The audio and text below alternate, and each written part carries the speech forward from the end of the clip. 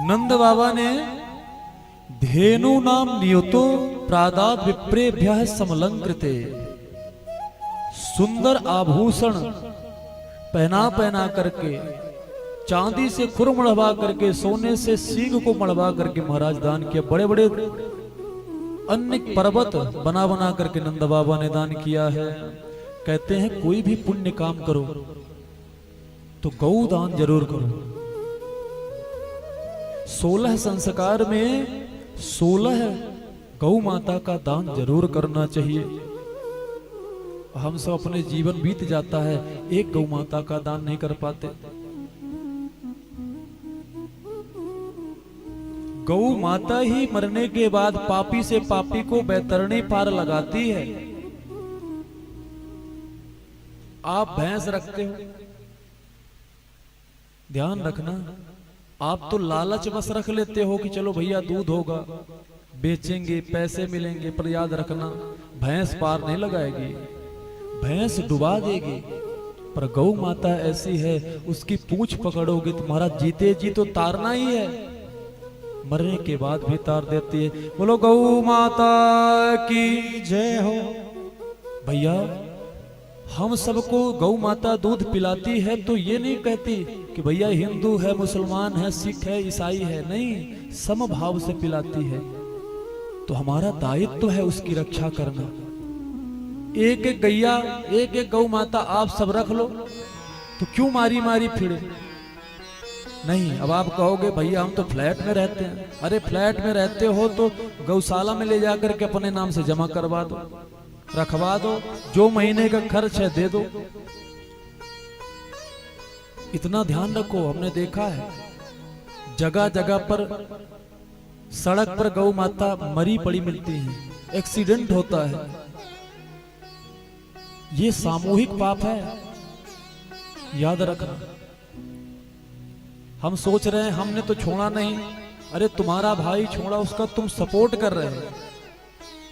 इतना समझ लो, सामूहिक पाप है, ये पाप जरूर लगेगा।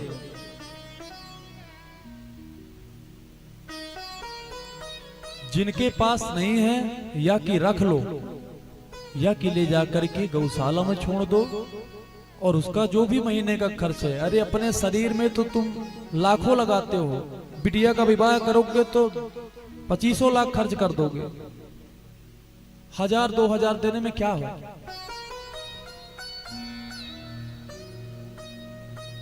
एक बात ध्यान रखें, गौदोहन का मतलब समझते हैं। गौदोहन का मतलब यह है कि जब दुहें तो केवल 2 थन को कहते हैं, 2 थन, दोहन यानी 2, दोहन यानी 2 थन को आप दुहो, आपका अधिकार है, जो सेवा करता है उसका, हर किसी का नहीं। और 2 थन में उसके बछड़े का अधिकार है। तो भैया दोहन तो छोड़ दिए, शोषण करने लगे। आजकल ऐसे महाराज पता नहीं कैसे कैसे इंजेक्शन बना दिए। पहले गौ माताएं क्या करती थी कि जब दोहन करने जाते तो अपने बछड़े के लिए वो पता नहीं कैसे दूध को चढ़ा जाती, बचा लेते थे। पर अब कौन सा ऐसा इंजेक्शन लगा देते हैं कि महाराज जो सबरा दूध निकल जाता है। ये पाप है, ये दोहन नहीं है, ये शोषण है। गौ की महिमा आप लोग नहीं देखे, पर हमने अपनी आंखों से देखा है। एक जगह राजस्थान की बात है, एक व्यक्ति ने कसाई से बचा लिया उसको। कैसे बचाया? छोटी सी दुकान थी उसकी, वो लेके जा रहा था। उन्होंने कहा, समझ गया कि कसाई है ही, काटेगा ले जाकर के। बोले कितने में लाए हो? बोला 1100 में। बोला हम तुमको 1500 रुपए देते हैं, तुम इसको हमको दे दो, बड़ी अच्छी गैया है। बोला ठीक है ले लो।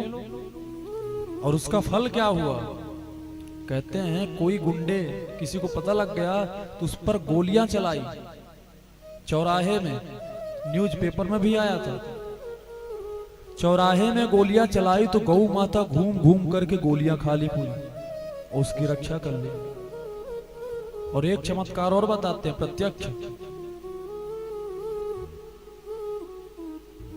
पंजाब हिमाचल की बात है। एक छोटी सी दुकान करता था व्यक्ति पान की। ऐसे ही किसी कसाई से गाड़ी जा रही थी, उससे उतरवा लिया वो 3 गैया। महाराज एक उसके बगल में जहां वो पान की दुकान किया था फैक्ट्री थी बहुत बड़ी। उसका मालिक बोला कि हमारे बच्चे जो हैं विदेश में रहते हैं, तो कुछ दिन के लिए हम वहां जाना चाहते हैं, ऐसा करो कि तुम थोड़ा सा इनके साथ सहयोग करना। अब महाराज वो चला गया, 6 महीने लौट के नहीं आया। और वहां से फोन क्या करता है कि भैया ऐसा करो कि वो कंपनी हम तुम्ही को सौंपते हैं। वो बोला हमारे बस की नहीं है, बोला हम क्या जानेंगे इसके बारे में, मैनेज नहीं कर पाएंगे। तो मालिक ने कहा तुम धीरे धीरे सीख जाओगे, आज से तुम्हारी है वो, हमारे बच्चे हमको आने ही नहीं दे रहे हैं। बोलो राधे राधे, बोलो गौ माता की जय हो। ये गौ माता की महिमा है। अभी आप आगे श्रवण करेंगे कि गौ माता से क्या क्या होता है, बड़े बड़े रोग। अरे भैया स्वामी राम सुखदास जी महाराज के पास कोई भी जाए, बोले महाराज जी हमारा ये ग्रह खराब है, वो ग्रह खराब है, तो केवल एक ही उपाय बताते थे। वो कहते थे गौ माता की सेवा करो, तुला दान करो, उनकी सेवा करो। सबरे ग्रह जो है ना, सब गौ माता के अंदर बैठे हैं, नवग्रह।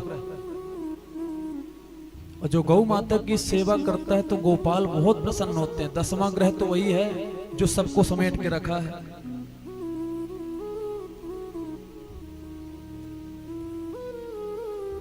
गौ माता के मूत्र से महाराज बड़े बड़े कैंसर ठीक हो गए।